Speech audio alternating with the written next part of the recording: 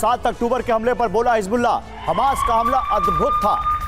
Hezbollah क्या कह रहा है सुनिए। वो कह रहे हैं हमास का 7 अक्टूबर का हमला अद्भुत था, आगे चलकर हमले का असर दिखेगा, जल्द ही हमले का असर पता चलेगा, ये कहा है हिजबुल्लाह ने।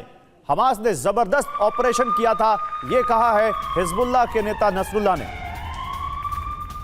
उधर वेस्ट बैंक से सामने आई है एक हैरान करने वाली तस्वीर। इजरायली सैनिक ने कार पर लिखी बदला लेने की बात। कार के शीशे पर लिखा हम बदला लेंगे। जनिन के अस्पताल के बाहर कार खड़ी थी जिस पर उस सैनिक ने लिखा हम बदला लेंगे।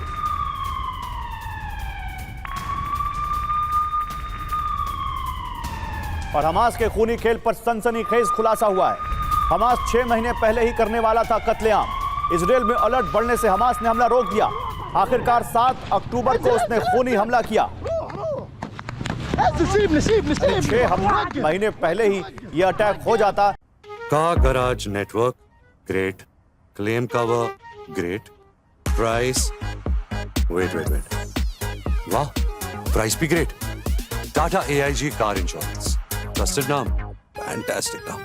लेकिन क्योंकि इजरायल अलर्ट हो गया इसलिए उसने 6 महीने अपना यह हमला डिले कर दिया, आगे बढ़ा दिया। और 6 महीने बाद 7 अक्टूबर को जो उसने किया वो दुनिया जानती है। तो आइए देखते हैं कि 7 अक्टूबर को हमास ने जो कुछ किया उससे जुड़े खुलासे में और क्या कहा गया है। हमास ने 6 महीने टाला था कत्लेआम। 5 ओवर की पूर्व संध्या पर वो अटैक करने वाला था। प्राचीन मिस्र की गुलामी से इजरायलियों की मुक्ति का यह पर्व है। इजरायल में इस मौके पर अलर्ट बढ़ने से प्लान रोक दिया हमास ने। इंटेलिजेंस को संभावित हमले की सूचना भी मिली थी। इस साल 5 अप्रैल को इजरायली पास ओवर उत्सव था। बाद में IDF को लगा कि उन्हें फॉल्स अलार्म मिला था। 5 अप्रैल का हमला रोकने के बाद हमास आशंकित हो गया। हमास को डर था कि इजरायल को योजना की भनक लग गई। इसके बाद हमास ने ऑपरेशन को टॉप सीक्रेट कर दिया। 7 अक्टूबर से पहले खुद कई हमास मेंबर्स को इस हमले की जानकारी तक नहीं थी। उधर ईरान में एटमी सेंटर में भीषण विस्फोट हुआ है और यह बहुत बड़ी खबर है दुनिया के लिए। न्यूक्लियर टेक्नोलॉजी सेंटर में धमाका सुना गया है। द यरूशलम पोस्ट की खबर में यह दावा किया गया है। आज सुबह लोगों ने ईरान के एक न्यूक्लियर टेक्नोलॉजी सेंटर में धमाके की आवाज सुनी। ईरान के इस्फहान में यह एटमी सेंटर है।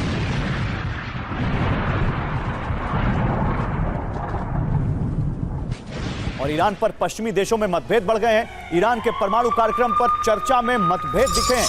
पश्चिमी देशों के बीच सहमति नहीं बन रही है ईरान के परमाणु कार्यक्रम को लेकर। परमाणु कार्यक्रम के विरोध में प्रस्ताव पर टकराव दिखा है पश्चिमी देशों के बीच।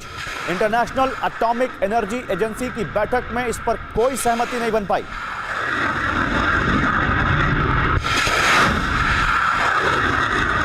और ईरान की एटमी तैयारी पर पश्चिमी धमकियां बेअसर दिख रही हैं। ईरान के परमाणु कार्यक्रम में टेंशन बढ़ा दी है। ईरान की तैयारी पर इंटरनेशनल एटॉमिक एनर्जी एजेंसी की रिपोर्ट।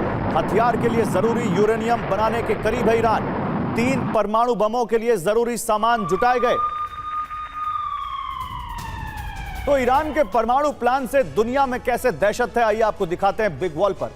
आपको दिखाते हैं कि कैसे यह दहशत दुनिया में है। किसी भी वक्त परमाणु शक्ति बनाने के करीब है ईरान। उसने बहुत ज्यादा तरक्की कर ली है इस पूरे मामले में। मिडिल ईस्ट में परमाणु शक्ति बनने की होड़ मची हुई है। विध्वंसक तैयारी पहले से ही, हाइपरसोनिक मिसाइलों का भंडार उसके पास है। जंगी मोर्चे पर मिडिल ईस्ट की सबसे जंगी मोर्चे पर देखिए, जंगी मोर्चे पर मिडिल ईस्ट की सबसे बड़ी ताकत वो बन जाएगा, ये भी है। और इसके अलावा पश्चिम विरोध, रूस, चीन और ईरान की तिकड़ी उस पर भारी पड़ेगी। पश्चिम का विरोध जो इस वक्त है। इसके अलावा नए समीकरण क्या है? छोटे मुस्लिम देशों का रहनुमा बन सकता है ईरान, ये साफ दिख रहा है। लेकिन ईरान की बात करें तो वो लगातार प्रॉक्सी संगठनों का भी इस्तेमाल कर रहा है। इजरायल पर प्रॉक्सी संगठनों के हमले तेज हो गए हैं। ईरान भी महाविनाशक परमाणु बम निर्माण के अंतिम चरण में है और अब यह जंग आर पार की होने वाली है। तय हो चुका है कि इजरायल का अस्तित्व मिटाकर फिलिस्तीन की स्थापना के लिए जो भी करना पड़े किया जाएगा। ईरान का समर्थन करने वाली महाशक्तियों ने भी अपने विश्व विनाशक हथियार तैनात कर दिए हैं। दोहा संधि विच्छेद के बाद विश्व युद्ध के 10 कुरुक्षेत्र कहां कहां बने हैं, इस रिपोर्ट में देखिए।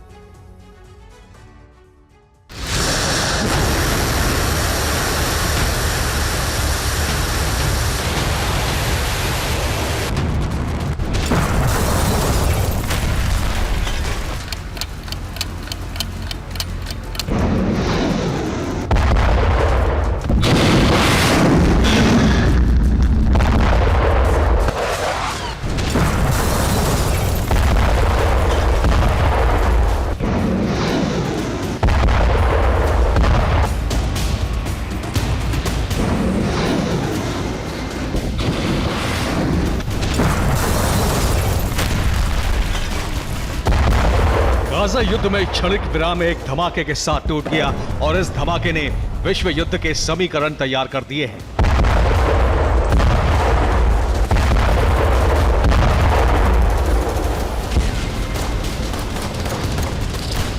तय यह हुआ था कि गाजा पर 24 नवंबर की सुबह 7 बजे के बाद कोई बम नहीं गिराया जाएगा, लेकिन 23 नवंबर की शाम को ही इजराइल में सायरन गूंजने लगे।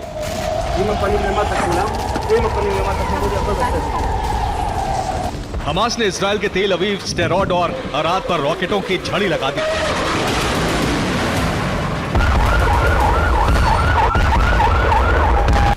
और पलटवार में दक्षिणी गाजा पर इजराइल ने पहली बार उत्तरी गाजा जैसे भीषण हमले किए।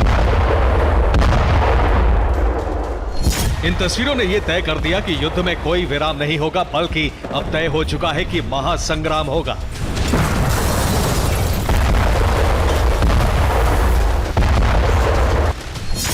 महासंग्राम की तैयारी पूरी हो चुकी है। इस जंग में दुनिया के कई महाद्वीप फंसने वाले हैं। अरब में इजराइल अमेरिका बनाम लेबनान, जॉर्डन, यमन की जंग छिड़ने वाली है।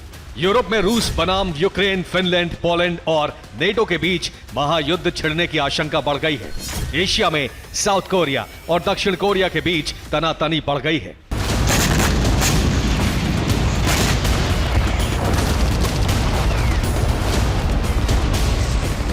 वैश्विक तनाव पहले से ही चरम पर था और अरब युद्ध ने इस आग में घी का काम किया। अभी जो जंग अरब में फैली हुई है वो देखते ही देखते दुनिया भर में फैल सकती है। एक्शन भले ही अरब में दिखाई दे रहा हो, लेकिन दुनिया में वर्ल्ड वॉर के 10 फ्रंट तैयार हो चुके हैं। ये फ्रंट कौन कौन से हैं, ये जानिए। तो देखिए, पहला फ्रंट है ईरान, इजराइल, अमेरिका और ईरान ने इजराइल को हाइपरसोनिक मिसाइल हमले की धमकी दी है। ईरान ने कहा है कि गाजा युद्ध नहीं रुका तो यूएस तक इसकी आग फैलना तय है। दूसरा फ्रंट है यूक्रेन और रूस। रूस यूक्रेन पर आक्रमण तेज कर चुका है। रूस ने यूक्रेन पर क्लस्टर बम हमले बढ़ा दिए हैं और अगले हफ्ते बड़े एक्शन का ऐलान किया गया है। तीसरा फ्रंट है लेबनान और इजराइल। इजराइल लेबनान से हिजबुल्लाह ने इजराइल पर हमले बढ़ा दिए हैं। युद्ध विराम को तैयार नहीं है हिजबुल्लाह का संगठन। चौथा फ्रंट कौन सा है? सीरिया और अमेरिका और रूस। सीरिया में यूएस के सैन्य बेस पर हमले लगातार हो रहे हैं। यहां रूस समर्थित इस्लामिक रेजिस्टेंस गुट के हमले जारी हैं। पांचवा फ्रंट है इराक और अमेरिका। इराक में यूएस के बेसेस पर लगातार हमले हो रहे हैं। इराकी मिलिशिया पर यूएस के पलटवार शुरू हो गए। इसके बाद इराक ने कहा है कि यूएस के हमलों से युद्ध भड़केगा। एशिया में उत्तर कोरिया, दक्षिण कोरिया छठा फ्रंट बन रहा है। किम जोंग ने गुरुवार को ही बैलिस्टिक मिसाइल टेस्ट किया है। अब किम जोंग सैटेलाइट से साउथ कोरिया की जासूसी भी कर रहा है। DMZ यानी नॉर्थ और साउथ कोरिया के बीच डीमिलिटराइज्ड जोन के नजदीक साउथ कोरिया के टैंक तैनात हो चुके हैं। मतलब ये कि दोनों दुश्मन देशों के बीच तनाव चरम पर है। सातवां फ्रंट यूरोप में फिनलैंड, यूरोपियन यूनियन और रूस के बीच तैयार हो चुका है। दरअसल फिनलैंड बॉर्डर पर शरणार्थियों की कतार लगी है। फिनलैंड ने अपना बॉर्डर बंद कर दिया है। फिनलैंड ने कहा कि शरणार्थी घुसपैठ रूस साजिश के तहत करा रहा है। यूरोपियन यूनियन ने हालात संभालने के लिए फिनलैंड बॉर्डर पर फोर्स भेजी है। आठवां फ्रंट यमन, इजराइल और अमेरिका के बीच बन रहा है। दरअसल हूती ने इजराइल पर मिसाइल हमले किए, लेकिन यूएसएस हडनर ने हूती की इंटरसेप्ट मिसाइलें इंटरसेप्ट कर दी और अरब में यूएस के सैन्य बेस हूती के टारगेट पर है। नौवां फ्रंट जिस पर युद्ध छिड़ने की आशंका है वो है नेटो। बुधवार को प्राग में विसेग्राद ग्रुप की मीटिंग हुई है। इसमें पोलैंड, हंगरी, स्लोवाकिया शामिल हुए। मीटिंग के बाद चेक रिपब्लिक के पीएम ने बड़ा बयान दिया। चेक ने कहा कि नेटो रूस पर बड़े हमले की तैयारी कर चुका है। और 10वां फ्रंट है वर्ल्ड वॉर 3 का, गाजा, हमास और इजराइल। सीज फायर के दौरान भी बमबारी और रॉकेट हमले जारी हैं। हमास के अराद, स्टेरॉड, तेल अवीव पर हमले हो रहे हैं। ये सभी फ्रंट ऐसे हैं जहां रूस और अमेरिका के बीच सीधा टकराव।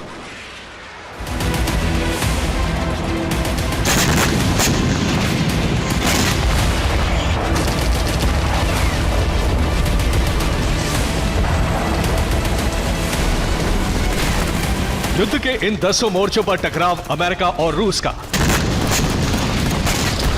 और इस टकराव में अपने अपने हित के हिसाब से दुनिया के अलग अलग देश अलग अलग खेमे से जुड़े हैं।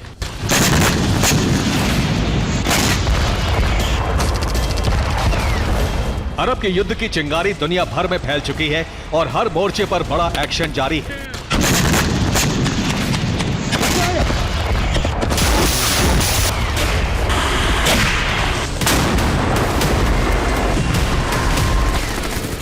यूरोप में अमेरिका और रूस के टकराव का कारण बना यूक्रेन युद्ध, और जब तक अमेरिका इजराइल में उलझा है तब तक रूस उस फ्रंट को जीतना चाहता है। इसके लिए उसे चाहिए हथियार, और ये ईरान से मिलने वाले हैं। अमेरिका की राष्ट्रीय सुरक्षा सलाहकार परिषद के प्रवक्ता जॉन किर्बी ने कहा है कि ईरान रूस को बैलिस्टिक मिसाइल देने की तैयारी कर रहा है। बदले में ईरान को रूस से इलेक्ट्रॉनिक और डिफेंस सिस्टम की तकनीक मिलने वाली है।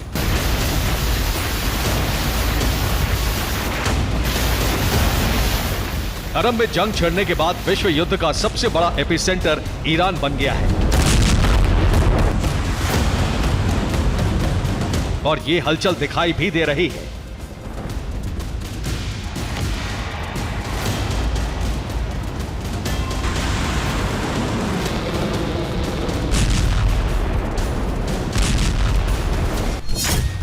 ईरान के विदेश मंत्री अब्दुल्लाहियान गुरुवार को कतर में हमास प्रमुख इस्माइल हानिया और हिजबुल्लाह प्रमुख हसन नसरल्लाह से मिले।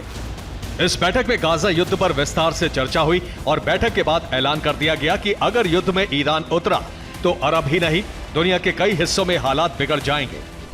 ما از رهبران مقاومت در منطقه شنیده ایم که تا احقاق حقوق کامل ملت فلسطین و تا به نتیجه رسیدن قطعی مقابله با اشغالگری در منطقه دستان مقاومت بر روی ماشه ها باقی خواهد ماند. क्योंकि ईरान इस वक्त अरब में एक बड़ी पावर बन चुका है। हूती संगठन की कमान ईरान के हाथ में है और कभी भी कहीं भी हमला कर सकता है। हिजबुल्लाह ईरान के इशारे पर हमला बोल देगा। इराक सीरिया के शिया मिलिशिया ईरान के नियंत्रण में है। ईरान को रूस का खुला समर्थन है। ईरान को चीन का भी खुला समर्थन मिला हुआ है। ईरान ने 66% से ज्यादा यूरेनियम संवर्धित कर लिया है। ईरान वेपन ग्रेड यूरेनियम तैयार कर चुका है। बहुत जल्द ईरान परमाणु हथियार बना लेगा।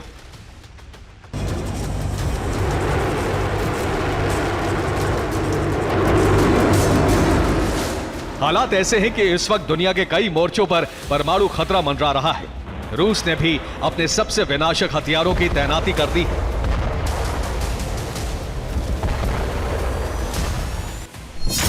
रूस ने यूएस के 11 एयरक्राफ्ट कैरियर के खिलाफ जिरकॉन तैनात कर दी है।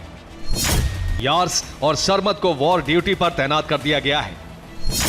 अटलांटिक महासागर में रूस के न्यूक्लियर सबमरीन यूएस के नजदीक तैनात है। आर्कटिक बेस पर रूस के न्यूक्लियर बॉम्बर वॉर रेडी हैं। इस वक्त धरती एक साथ कई परमाणु चक्रव्यूह में फंसी है। धरती पर कहां कहां परमाणु तैनाती हो चुकी है, ये जानिए।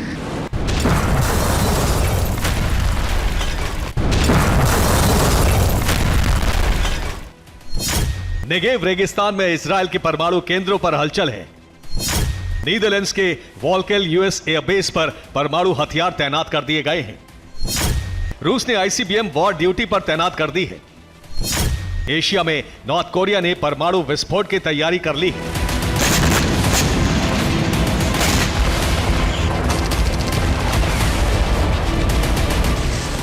अरब की जंग में अगर इजराइल पर हिजबुल्लाह के हमले होते रहे, ईरान जंग में उतरा, तो उसके खेमे के सभी देश कभी भी जंग छेड़ सकते हैं और यही वर्ल्ड वॉर का प्रवेश द्वार होगा। Bureau report, TV9 Bharatvarsh.